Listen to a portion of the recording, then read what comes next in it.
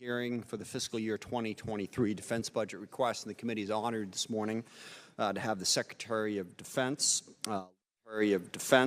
Lloyd Austin with us, as well as the Chairman of the Joint Chiefs of Staff, Mark Milley, and the Comptroller at the Pentagon, Mike McCord. The guy's job it is to keep track of the money. So important to have all three of you here.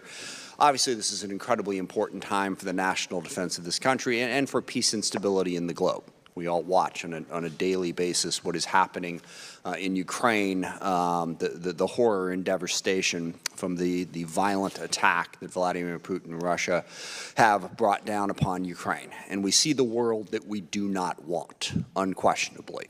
And this committee and the Department of Defense have a huge role in trying to figure out how we create the better world that we do want. And as a starting point, our ability and our allies' ability to get aid and weapons to Ukraine has been crucial in the early days of this fight.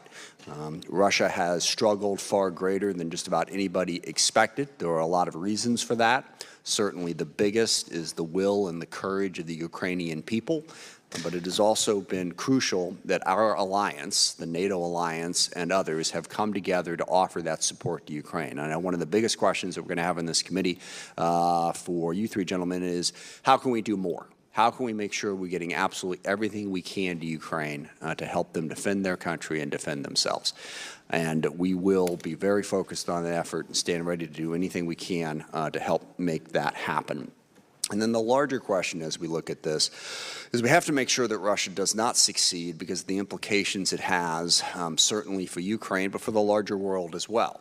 We do not want Russia or other aggressive countries in the world to think that by force they can simply expand their territory and attack their neighbors. We need to build a robust deterrence across the globe to make sure that this kind of thing does not happen again. We've been working on that for a long time, obviously on our national security policy, but it comes into incredibly sharp focus now as we see the war in Ukraine.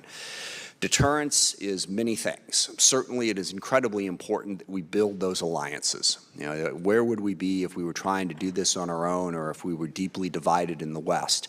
We would be in a terrible place. So making sure that we continue to build those alliances across Europe and across the world is enormously important. We also need to understand that Russia and China are the principal threats here. As we now have the national security strategy, we have the 2023 budget, we see that President Biden and his team recognize that and prioritize those threats as what we need to deter going forward.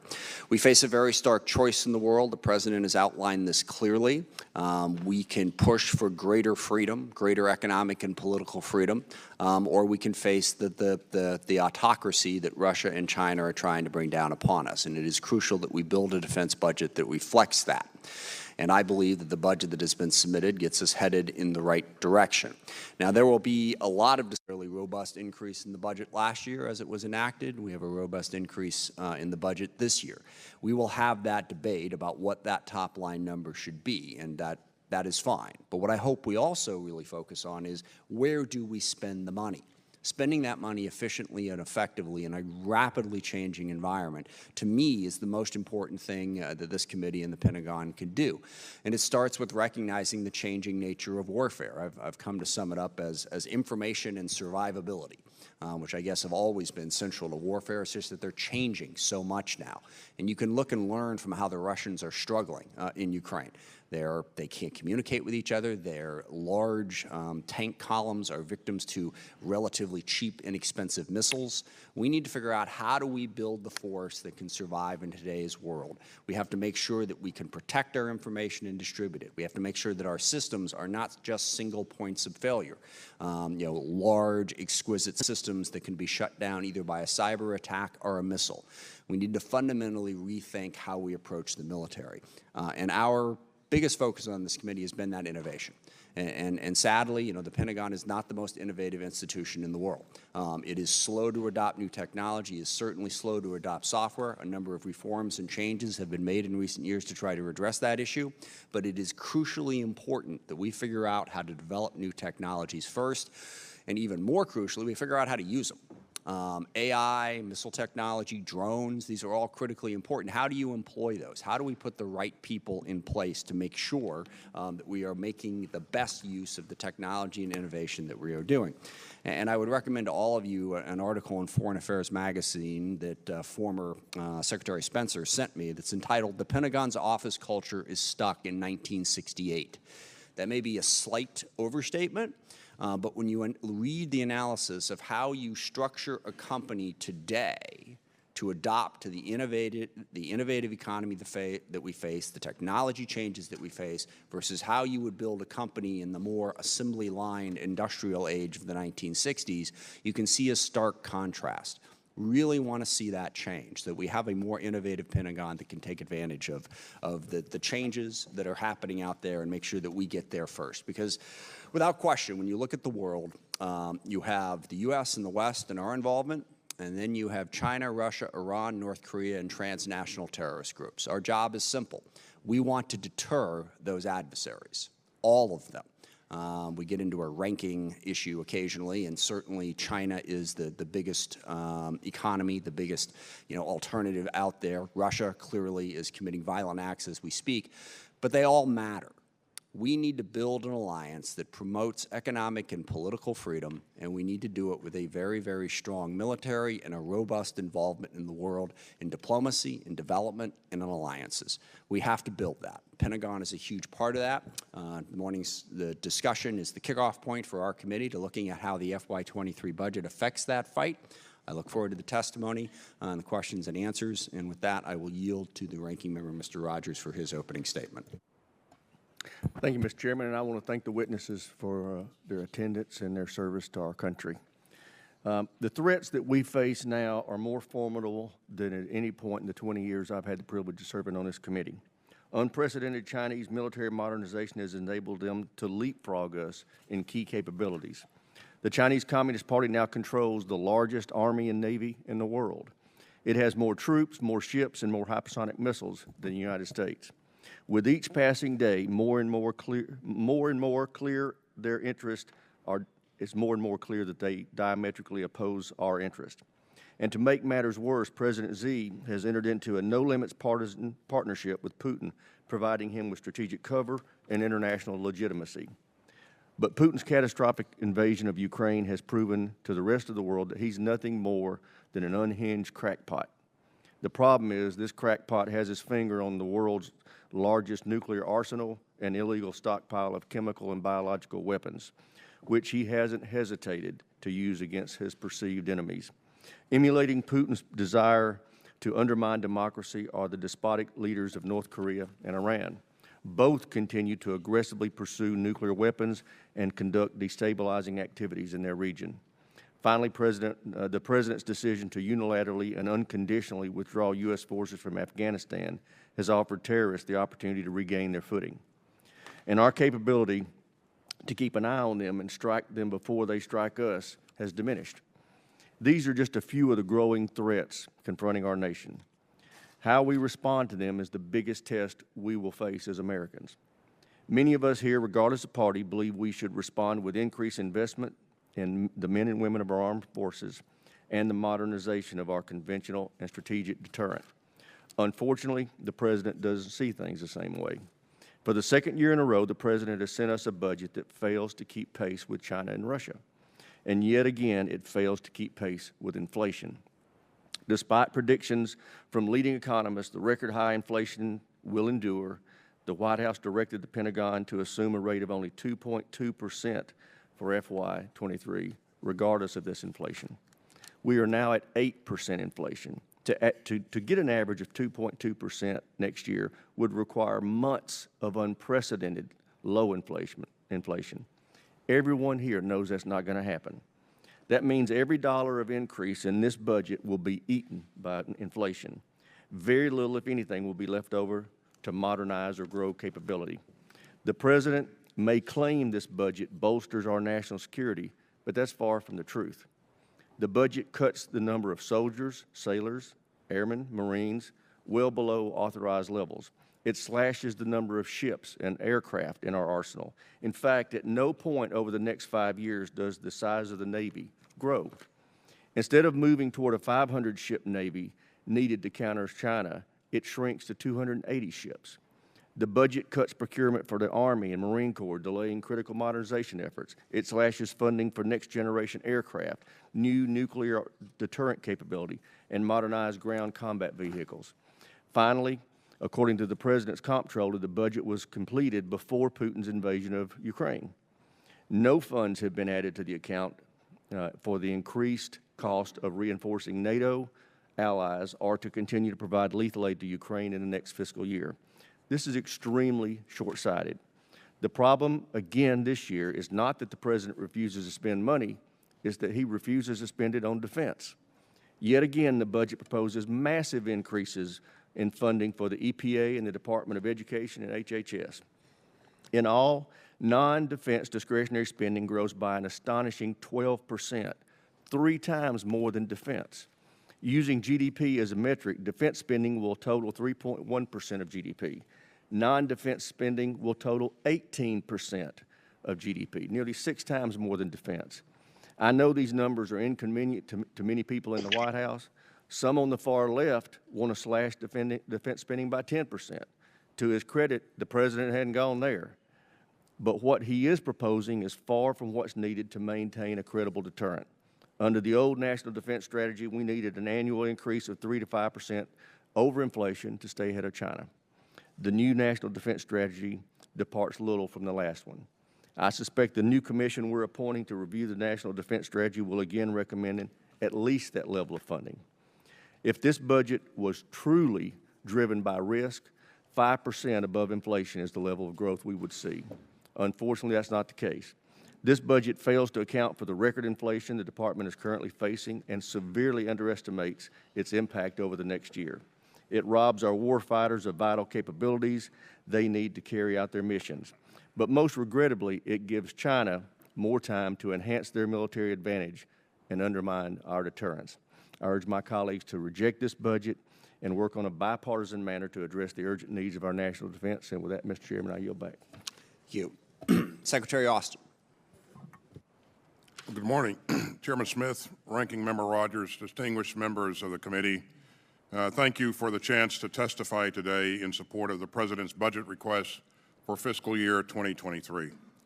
It's great to be here with General Milley, who has been an outstanding partner, and I'm also glad to be joined today by our Comptroller and Chief Financial Officer, Mike McCord. Mr. Chairman, we're still focused on 3 key priorities at the Department of Defense: defending our nation, taking care of our people, and succeeding through teamwork.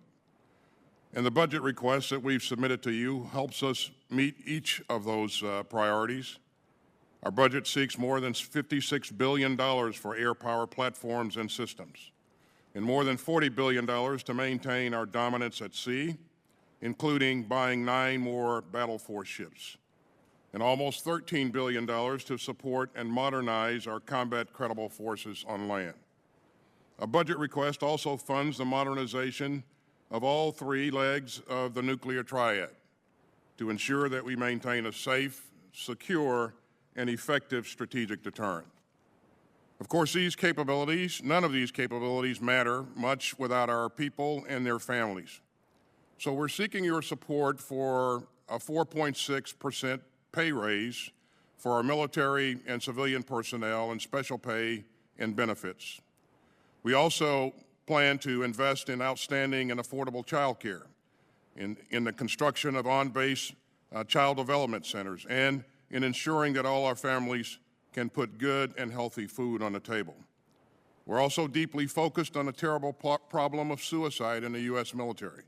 And I'll keep on saying it, mental health is health, period. So we're increasing access to mental health care, expanding telehealth capabilities, and fighting the tired old stigmas that's against seeking help. With your support, I've just ordered the establishment of an independent review committee to help us grapple with suicide, to better understand it, prevent it, and treat the unseen wounds that lead to it. At the same time, we're working hard to implement the recommendations of the Independent Review Commission on sexual assault, because we know that we have a long way to go to rid ourselves of this scourge. Our budget seeks nearly $480 million for that enterprise. And sexual assault, as we know, is not just a crime. It's an assault or an affront to our values and to everything that we're supposed to represent to each other and to this country. This is a leadership issue, and you have my personal commitment to keep leading. Now, while I'm on the topic of leadership, let me briefly address our military's role in the world. Because as I've said, we succeed through teamwork. And as I've witnessed myself in the last several weeks, countries around the world continue to look to the United States to provide that sort of leadership. With help from Congress, we've been able to rush security assistance to Ukraine to help the Ukrainian people defend their lives and their country and their freedom. And last October, I visited Kyiv to meet both my Ukrainian counterpart and President Zelensky. And we discussed our deepening defense partnership and our unwavering support for Ukraine's sovereignty in the face of Russian aggression. And even before Russia's unprovoked and illegal invasion, we provided Ukraine with $1 billion worth of weapons and gear through Presidential Drawdown Authority. And now we're delivering on another $1 billion pledged by President Biden. And our budget includes $650 million more for security assistance in Europe, including $300 million for the Ukraine Security Assistance Initiative. We're also helping to coordinate the delivery of material provided by other nations, which continues to flow in every single day. And let me thank all of you for your strong leadership toward our shared goal of helping Ukraine defend itself.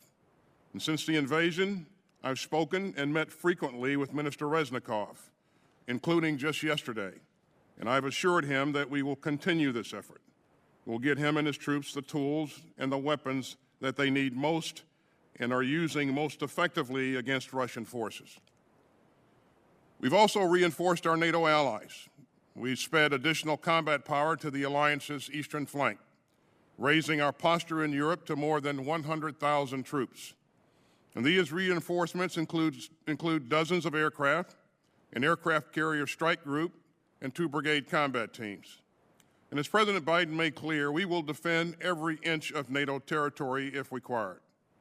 And we're making good on that promise. Mr. Chairman, you've heard me say many times, we need resources matched to strategy, and strategy matched to policy, and policy matched to the will of the American people. This budget gives us the resources that we need to deliver on that promise as well. It reflects our recently submitted National Defense Strategy, which highlights the pacing challenge of China. That's why we're investing some $6 billion in this budget in the Pacific Deterrence Initiative. And it's why we're realigning our posture in the Indo-Pacific toward a more distributed footprint. We're going to enhance our forward posture, infrastructure, presence, and readiness in the Indo-Pacific, including the missile defense of Guam. And it's why we're making broad investments in such key areas as undersea dominance, fighter aircraft modernization, and advanced weaponry, including hypersonic strike. And many of these investments will pay dividends in countering the acute threat of Russia as well, which our strategy underscores. At the same time, we must be prepared for threats that don't observe borders, from pandemics to climate change.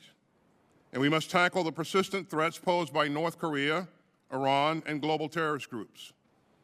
Now, the National Defense Strategy advances our goals in 3 main ways: forging integrated deterrence, campaigning, and building enduring advantages. And integrated deterrence means combining our strengths across all warfighting domains to maximum effect to ward off potential conflict. Campaigning means our day-to-day efforts to gain and sustain military advantage, counter acute forms of coercion by our competitors, and complicate their preparations for aggression. And to build enduring advantages, we need to accelerate force development, acquiring the technology that our warfighters need. So our budget seeks more than $130 billion for research, development, testing, and evaluation. And that's the largest R&D request that this department has ever made. It's nearly a 10% increase over last year, which was the department's previous high watermark.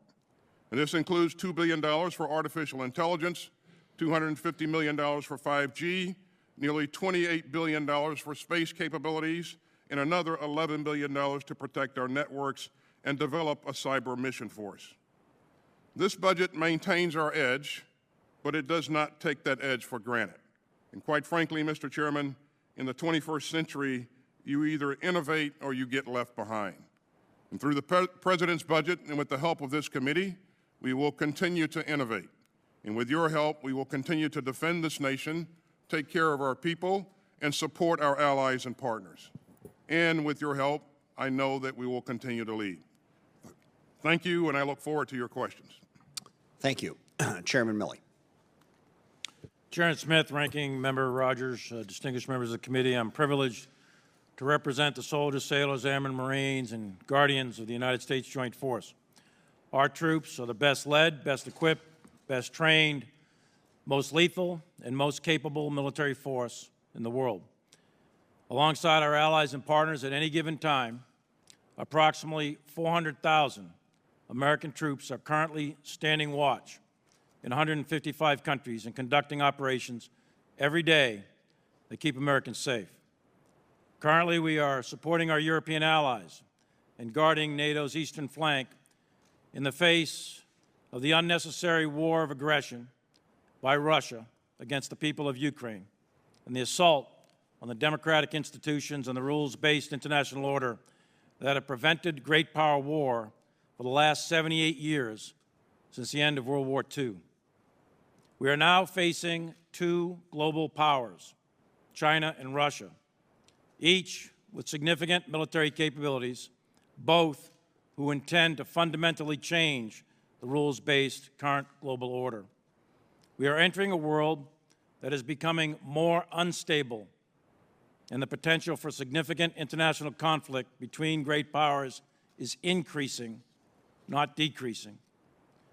The United States military comprises one of the four key components of national power: diplomatic, economic, informational, and military, that protect the homeland and sustain a stable and open international system. In coordination with the other elements of power, we constantly develop a wide range of military options for the President as Commander-in-Chief and for this Congress to consider. As the U.S. military, we are prepared to deter and, if necessary, fight and win anyone who seeks to attack the United States or our allies or our significant core vital national security interests. The Joint Force appreciates the work that our elected representatives do to ensure that we have the resources needed to train, equip, and manage the force in order to be ready. We thank the Congress for increasing last fiscal year's level of military funding, and we look forward to your support for this year's budget. The Joint Force will deliver modernization and readiness for our armed forces and secure the people of the United States at the fiscal year 23 budget request of $773 billion. This budget will enable the appropriate decisions for modernization and transformation of the Joint Force in order to set and meet the conditions of the operating environment that we will face in 2030 and beyond, the so-called changing character of war that we've discussed many times in the past. We will work diligently to ensure the resources of American people entrusted to us are spent prudently and in the best interest of the nation. In alignment with the forthcoming National Defense Strategy and the National Military Strategy, this budget delivers a ready, agile, and capable joint force that will defend the nation while taking care of our people and working with our partners and allies. We are witness to the greatest threat to peace and security of Europe and perhaps the world in my 42 years of service in uniform. The Russian invasion of Ukraine is threatening to undermine not only European peace and stability, but global peace and stability that my parents and a generation of Americans fought so hard to defend. The islands of the Pacific and the beaches of Normandy bore witness to the incredible tragedy that befalls humanity when nations seek power through military aggression across sovereign borders. Despite the horrific assault on the institutions of freedom, it is heartening to see the world rally and say never again to the specter of war in Europe. Your military stands ready to do whatever is directed in order to maintain peace and stability on the European continent, a peace that ensures global stability and international order where all nations can prosper in peace. We are also prepared and need to sustain our capabilities anywhere else in the globe, as well, with our priority effort being in the Asia-Pacific region, measured against our pacing challenge of a rising People's Republic of China. And in defense of our nation, we must also maintain competitive overmatch in all the domains of war: cyber, space, land, sea, and air. To conclude, the United States is at a very critical and historic geostrategic inflection point. We need to pursue a clear-eyed strategy of maintaining the peace through the unambiguous capability of strength relative to China or Russia. This requires we simultaneously maintain readiness and modernize the force for the future. If we do not do that, then we will be risking the security of future generations. And I believe this budget is a major step in the right direction. I look forward to your questions. Thank you very much. For the question and answer, as all of you know, but want to reiterate, we have 5 minutes, and when we're done, we're done. So even if the witnesses are in the middle of answering the question, I will cut them off to move on to other members. The Secretary and the Chairman have generously said they will be here to get through all members' questions, so we will get through them. One other thing, it's perfectly okay to it's your 5 minutes. If you want to make a speech for 5 minutes, that's cool. You want to ask questions. I am going to try to make sure no one badgers the witnesses. If you ask a question, you have to at least give them the tiniest little bit of a chance to answer. For cutting off a filibuster is fine, but make sure they have a chance to speak. I don't want this to turn into a badgering session. With that, focusing on Ukraine, it's important to remember we passed a supplemental budget just a couple weeks ago. So in addition to the number that we have roughly $14 billion to specifically address Ukraine. So it's wrong to say that the President or this Congress has ignored the situation in Ukraine. $14 billion is a significant investment. My question is, what's most important in that $14 billion? What are you using it for? How is that helping the fight in Ukraine? Ms. Secretary. Thank you, Chairman, and thanks for the support that you continue to provide to our efforts to provide security force assistance to Ukraine. I speak with my counterpart, Minister Reznikov, frequently, and as I said earlier, I just spoke with him yesterday, because we do want to make sure that that we are meeting their needs, and we're providing them the things that are most useful to their fight, and the things that we have provided them, as you've seen, have been very, very instrumental in their efforts to blunt the advance of an overwhelming Russian force. So what has been very helpful has been the anti-armor and anti-aircraft capability that we've provided them. Also, the UAV capability that's been pushed in, as well as, we have over the years provided them the ability to communicate through tactical radios, secure tactical radios that we pushed in over a number of years, and they have been able to maintain command and control over their forces throughout. That's enabled them to do things that have provided them an advantage in certain cases. So we will continue to focus on those types of things that have been most useful to them, as well as emerging needs that the Minister of Defense identifies. Thank you. And for both of you, what lessons have we learned as we've watched the last month plus now of the fight in Ukraine? Because you've got Russia, a global power, going up against a much, much smaller, less armed, less resourced foe, and struggling mightily in doing that. As we look at what we need to build and how we need to think about deterrence, we want to be ready for the fight if it comes, but the main goal of what we're trying to do here is to build a force that will deter adversaries. Iran, China, Russia, being at the top of that list, North Korea. What have we learned about what we would need? As you see, obviously one of the lessons is the tank isn't what it used to be. How is that informing for both of you what you think is most important to fund to make sure that we have that deterrence for the battlefield that we face today with the technology that is available? Well, we've learned that armed with the right capabilities, a determined force can do tremendous work in terms of defending itself, and the Ukrainians demonstrate that each and every day. We've seen them, again, blunt the advance of a far superior force with respect to the Russians in terms of numbers and capability by using the right types of techniques and the right weapon systems. The Javelin, the Stingers have proven to be very, very effective in this fight. We've also learned that just because you have the capability, it doesn't mean that you're going to overwhelm another force easily. The Russians have significant mechanized capability, but as you look at the techniques and tactics, procedures that they used, they were not very effective. And so you question the training, the leadership at the non-commissioned level, non-commissioned officer level, and their ability to provide basic logistics to a force that size.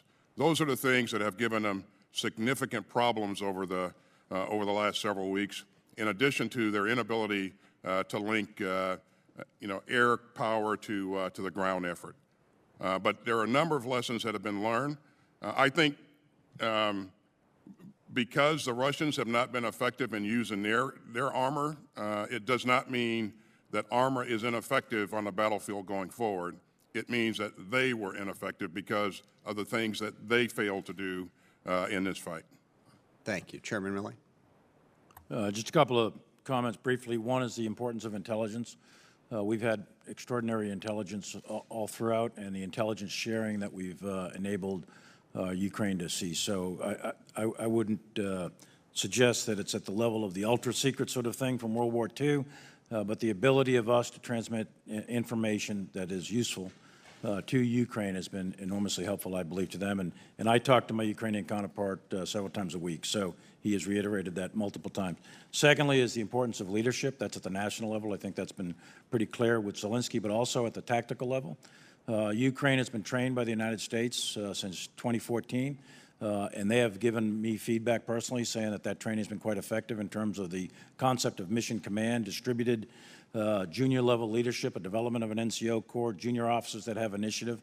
That is not present in the Russian army. That is present right now in the Ukrainian army. And you see the effects of mission command, decentralized operation, and that is working out extraordinarily well on the battlefield. The third piece, I would say, is focusing on that which gives you the best effect on a battlefield, which in this case has been anti-tank weapons and air defense weapons that deny the Russians the ability to maintain air supremacy or even achieve air superiority. And the last thing, you mentioned character of war. One of the things we know is that by mid-century, roughly speaking, 90% of the 8 or 9 billion people that are going to inhabit the earth, they're going to be living in highly dense urban areas. So the character of war is going to shift, character of war being how you fight, with what weapons you fight, the organization, the tactics, et cetera. That is going to shift. We've seen precursors of that in the battles of Mosul and Raqqa. We've seen, again, Kyiv, Kharkiv, and all these urban battles. So what you're seeing is forces that are optimized to fight in rural, wooded, rolling hill type terrain are going to have very, very difficult times in urban terrain. And that proved true, and that's one of the reasons why the Russians are withdrawing from Kyiv, because they couldn't mass the combat power to seize Kyiv. So urban battle is going to dominate land combat in the future, and that will then also drive our use of helicopters, our use of radios, our use of tanks, armored vehicles, light infantry, dismounted light infantry, and so on and so forth. So there's a lot of lessons to be learned, and I've got a whole laundry list that we've been working with the Ukrainians on, but that's just the tip of the iceberg. All right. Thank you very much. Mr. Rogers. Thank you, Mr. Chairman. General Milley, last week we had General Walters, EUCOM commander, testify before us, and he stated that it was his best military judgment that we should reallocate some of our European troops for permanent basing in Poland, Romania, and in the Baltics. In your best military judgment, is that a good deterrent for us to pursue? I think actual presence is always a good deterrent relative to a given threat as a general rule of thumb. With respect to what General Walters said, I have a slight modification to my view anyway. My advice would be to create permanent bases, but don't permanently station. So you get the effect of permanence by rotational forces cycling through permanent bases. And what you don't have to do is incur the cost of family moves, PXs, schools, housing, and that sort of thing. So you cycle through expeditionary forces through forward deployed permanent bases. And I believe that a lot of our European allies, especially those such as in the Baltics or Poland or Romania or elsewhere, they are very, very willing to establish permanent bases. They'll build them, they'll pay for them, et cetera. And for us to cycle through on a rotational basis, so you get the effect of permanent presence of forces, but the actual individual soldier, sailor, airman, marine are not permanently stationed there for 2 or 3 years. Great, thank you. Secretary Austin, we had Celeste Wallander in here and asked her about this basing issue and if a decision is close to being made. She said they're working on it. Can you tell me something with more clarity about when we can expect a decision on this basing issue? As you would expect, Ranking Member Rogers, NATO is going through a process right now to really kind of assess how we expect that the security architecture in the region is going to change for the foreseeable future, or has changed for the foreseeable future.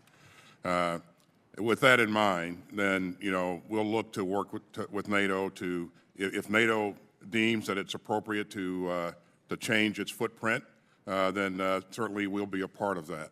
Our goal is to make sure that we continue to reassure our allies and partners, especially those that are on the eastern flank, and especially our allies that are in the Baltic area, the Baltic region.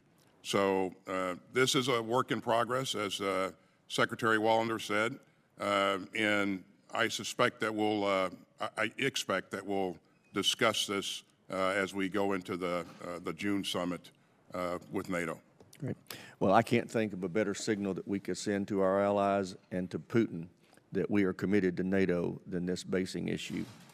I am concerned that with the budget that it only had one Patriot battery in it, and in my view, we need at least 3.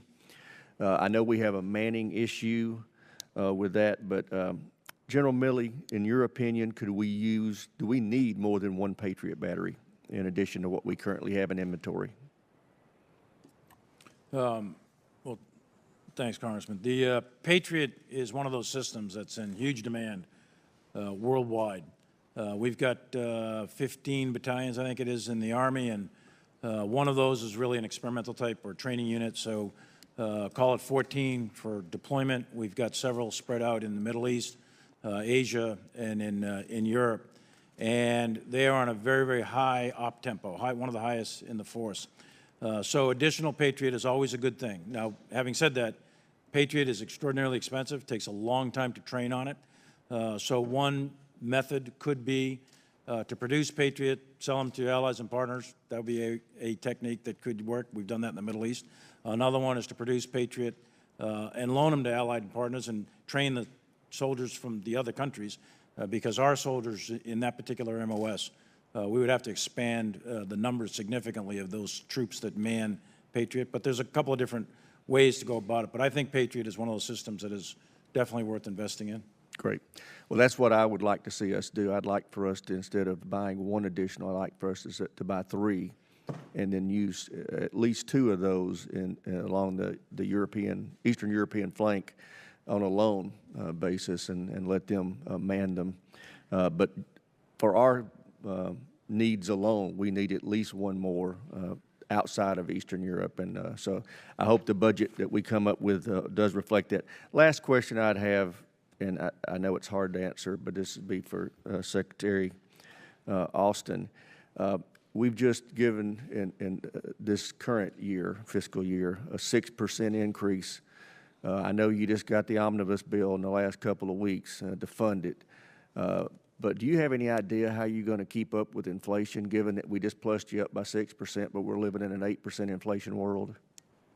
I would say that this is a very robust budget that we've asked for, and I think, Ranking Member Rogers, that we can address our needs with what's in this budget. And clearly, when we snapped the chalk line when we built the budget, inflation was at a different point. But I think this budget gives us the capability to go after the types of things that we believe that we need to support our strategy and give us the warfighting capabilities that we need. Thank you. On the Patriot battery issue, I absolutely agree with you. You know, we do need more.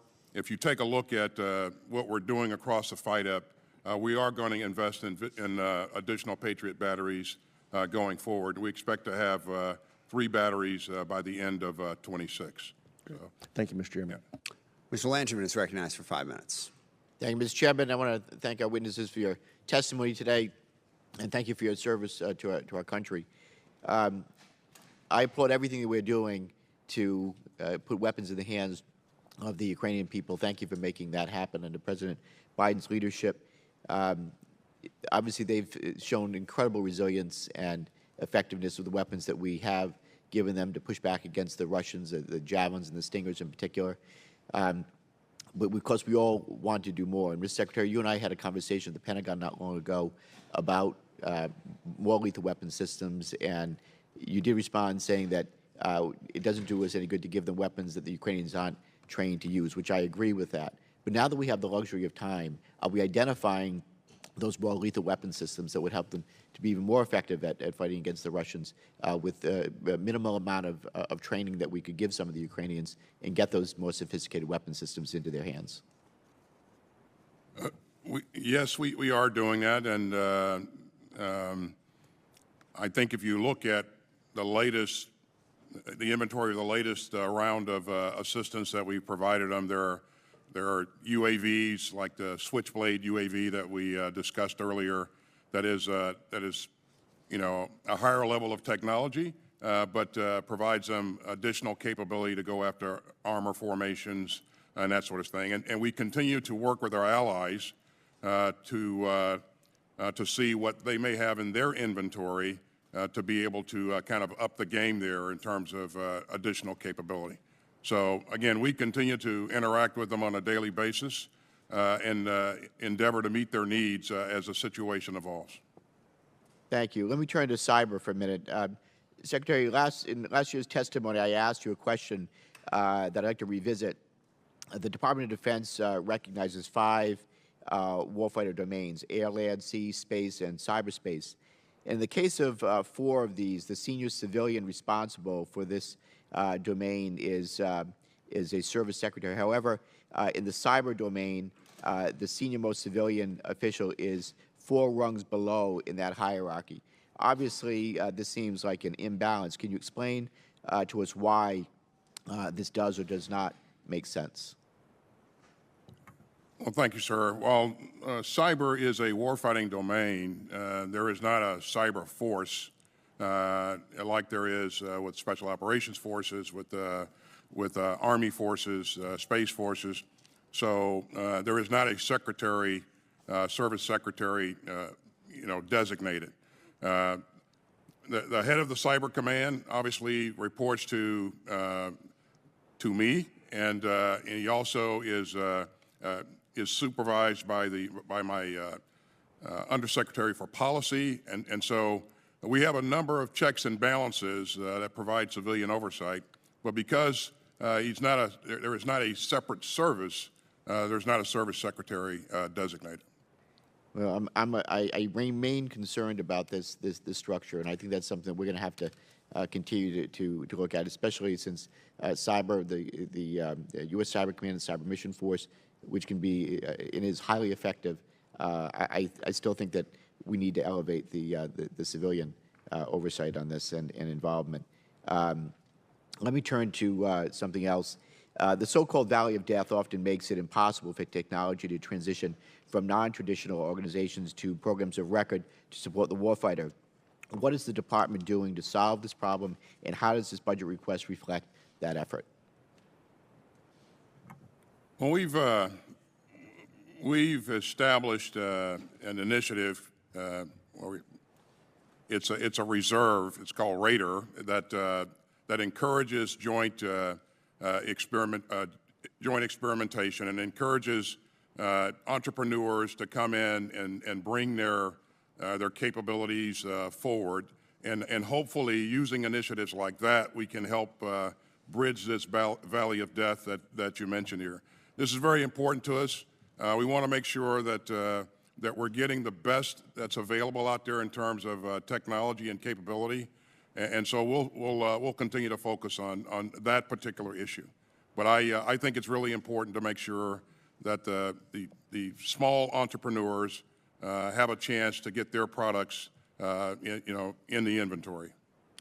Couldn't agree more. We have incredible entrepreneurs out there that can help make the warfighter even more effective. We want to make sure they have that opportunity to do so. I'll yield back, Mr. Chairman. Thank you. Mr. Turner is recognized for 5 minutes. Thank you, Mr. Chairman. Gentlemen, thank you for your service and your leadership. We were all very concerned as the war broke out in Ukraine as to the concern about weapons getting into Ukraine. We had advocated for the administration to give lethal assistance to Ukraine before the conflict occurred. After the conflict occurred, we were very concerned about how quickly things would get in. Both of you had given us assurances that you were doing so and doing so quickly. I think we've seen the evidence of that on the battlefield. So I want to thank you for your efforts. I think the whole world is seeing the effectiveness of U.S. lethal aid that is being provided to Ukraine. And that brings me to my area of question. The ranking member had raised the issue of the budget in the top line, and that's certainly important. And two other components under your responsibility are also cost structures. How do we manage the overall cost? If we give you more money, but we don't manage it effectively, we don't really buy more. Another issue is the rate of production, how quickly things get where they're going. Now, I think one of the lessons from Ukraine to our allies is going to be the need for them to stockpile weapons. We have a number of weapons that have been used by the U.S. and our allies that are going to have to be backfilled, and then our whole inventory concept is going to have to change as we look to the fact that we now have an aggressive Russia. Mr. Secretary, how do you view this issue of what we need to be doing specifically in the areas of missiles and ammunition so that we can get the defense industrial base to ramp up production and also lower overall our costs? Well, thanks, sir. This is obviously a very important issue for us, and my staff is working hard to ensure that we have engaged industry. We have highlighted what our requirements are, and we're working with them to speed up the process to replenish those stocks that you mentioned. I'm optimistic that we'll be able to truncate the forecasted timelines that we got early on. But this is very, very important to us. We not only have to replenish our stockages, we have to also make sure that those allies who volunteer to provide capability to the effort, and if it's U.S. capability, we're able to replenish those stocks as well. So we're working this very hard. Industry's been responsive, and if we need additional help or authorities from Congress, we won't hesitate to ask. Excellent, because I appreciate you mentioning, because the timelines that we're hearing from you are certainly very concerning. And I hope that you're able to move this. To some extent, I think the defense industrial base looks at some of these weapon production systems as annuities rather than actual contributions to national security, because when we need to turn that dial, they need to be able to respond. That takes me to the next topic. You recently called in the defense industrial community that were involved in the hypersonics development to have a discussion as to how we can speed that up. We're behind our adversaries. Could you tell us how that's turning out? Yeah, when we say we're behind our adversaries, I think we have to be careful. Now, hypersonics is a capability, sir, but it's not the only capability. Right. I seriously we have a short period of time. I really want to hear how you're meeting in efforts to get them. I really want to answer your question. They need to speed it up. I mean, you could tell me that there are other systems, but we're talking hypersonics. And there are other systems, and we look for a balance of capabilities that match our warfighting concepts here. And so, yeah, I have engaged industry and asked them to make sure that they're leaning into this issue of hypersonic development. Most importantly, I've asked them to make sure that they're working with us on how we're going to defend ourselves with respect to hypersonics. My staff, my R&E staff, is working with them to ensure that they have good visibility of what we I appreciate that, Mr. Secretary. General, I have a question for you. The Sea-Launched Cruise Missile, SLCM, was zeroed out. You have previously stated the importance of the low-yield nuclear weapon and that you supported it. I'm assuming you have not changed your position. I have not. That's correct, Congressman. Thank you. I yield back. Thank you. Mr. Larson. Thank you. Thanks for coming today. Maybe turning to some other issues in the defense budget, perhaps for the Secretary on the generally on the research and development and science and technology across the enterprise. How would you characterize that, the budget proposal? Well, it's the largest amount that we've ever asked for in our budget. It's $130 billion, so that's a substantial amount. And is it, how would you characterize how it's allocated, not by service, but by the timing of the investment to get a result, if you will, to meet this speed of relevance and catching up with peer competitors in certain areas? Well, I think, of course, as you know, you recall in the 22 budget, we invested heavily in RDT&E as well. And so there are a number of capabilities that we're going after that I think some of them will take time to come to reality. But investing in things like AI and those kinds of things and space-based capabilities, again, long-term, in some cases, long-term investments, but investments that we need to make now. Yeah, I know you probably came here to talk about today's headlines and such, so I appreciate your answering those questions. There's one particular program of interest of mine that NATO and the NATO Alliance developed. Its shorthand is DIANA, but it's the Defense Innovation Accelerator for the North Atlantic. And I don't think that we've committed yet to participating in the Alliance's efforts for investment into these developing and sharing emerging, what they call EDT, emerging disruptive technologies. Can you give an update on that? I would just point to some of the things that we are doing, and like you recall AUKUS that we announced here this last year. That not only includes the development of a submarine capability, it also includes working with our partners in other areas like hypersonics, like long-range strike and those kinds of things, and AI, and that is coming along really, really well. So I agree with you; those types of investments are really important. Sure, General Milley, the Secretary mentioned artificial intelligence, machine learning, and so on. To what extent are we starting to incorporate just a knowledge base in professional military education on how to use AI, what to expect from artificial intelligence, not to create a bunch of coders, but to ensure that the folks going through PME sort of understand these concepts and how they can be used, as well as the ethics around them? Artificial intelligence, in my view, is for lack of a better term, I'd say it's the mother of all technologies here when it comes to military operations, because what that will enable you to do is to go through the OODA loop, the observe, orient, direct, and act loop, the decision-making process, at rates of speed far greater than your opponent. So that side that masters artificial intelligence and applies it to military operations is going to have a, perhaps not decisive, but it's going to be a very, very significant advantage over your opponent. We are teaching those techniques and given essentially introductory level information about artificial intelligence in our professional military education at the war colleges, not so much at the lower schools, but the war colleges for sure. And there's a significant amount of investment, and off the top of my head, I don't have it in front of me, but I think it's $15 or $20 billion, something like that, in artificial intelligence in this budget. So that's a real critical area of investment. Now, years ago, Department of Defense was the innovative leader in technology many, many decades ago. Now it's the commercial industry. So we've got to leverage commercial efforts in artificial intelligence for military application, and that will be an enormous advantage in future combat.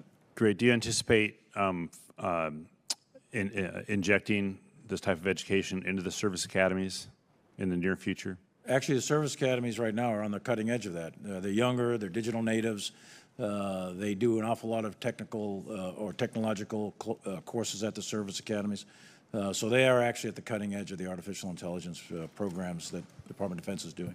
Yeah, appreciate that. Thank you very much. Yield back. Thank you. Mr. Lambert is recognized for 5 minutes. And You're either muted or we can't hear. Well, we can't hear you. It could be insurmountable, or it could be because you're muted. Can you hear me now, Mr. We Chairman? got you, Doug. Go ahead. Okay, thank you so much. I have a concern I want to express, and then I have several questions. Many of President Biden's national security failures feature an unwillingness to listen to military and subject matter experts. The atrocious withdrawal from Afghanistan and its tragic consequences was the first alarm bell. At that time, military advisors testified to Congress that, in their opinion, the United States should have kept a troop presence in Afghanistan past the withdrawal date, but this was not listened to. The second alarm bell went off on February 24th when Russia invaded Ukraine. Here, the failure was the inability to deter Vladimir Putin and a misunderstanding of what it meant to deter. Throughout President Biden's response, the only constants have been reaction and assistance provided later than needed. And I'm concerned about what might be a third alarm bell. The flaws in the nuclear posture review, a possible decision to re-enter the Iran nuclear deal, or others. So with those concerns in mind, Chairman Milley, I have some questions for you. Last week, and Representative Turner started on this line of questions, but we heard from General Walters that his recommendation was to proceed with the nuclear sea-launched cruise missile, or SLICM-N, and its associated warhead. General Hyten was a big proponent of ensuring full funding for the SLICM-N. Just yesterday, the committee received a letter from Admiral Richard where he stated that, quote, "The current situation in Ukraine and China's nuclear trajectory convinces me a deterrence and assurance gap exists," unquote. He goes on to state that to address this gap, he needs a low-yield weapon with a non-ballistic trajectory. In other words, a sea-launched cruise missile. However, it seems that the Biden administration has chosen to cancel SLICM-N in its nuclear posture review.